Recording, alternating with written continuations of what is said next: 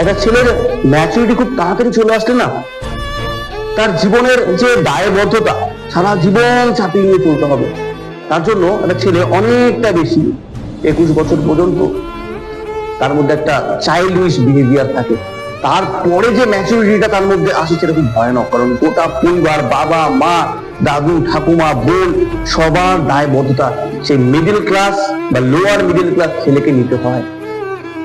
বোনের বিয়ের দায়িত্ব থেকে শুরু করে এভরিথিং, ভাইয়ের পড়াশোনা, বাবা মার ওষুধ, সবকিছু একটা ছেলেকে নিতে হয়। তার জন্য সে কয়েকটা দিন ভগবান ইচ্ছা করে হয়তো বলে দেখো একটা দিন একটু মজা করে নে, জীবনটা কিন্তু মজা করে নে তুই 21 বছর পর্যন্ত বা 18 বছর পর্যন্ত তুই মজা করে নে, ঠিক আছে? 18-19 বছর পর্যন্ত, তারপরে যে ম্যাচুরিটি তোর মধ্যে আসবে, যে দায়বদ্ধতা আসবে, তুই আর জীবনে মজা করতে পারবি না। সারা জীবন তোকে দায়িত্ব বহন করে তুলতে লাগবে। আমি কিন্তু লোয়ার মিডিল ক্লাস বা মিডিল ক্লাস ছেলে মেয়েদের কথা বলছি। তো চাকরি সবাইকে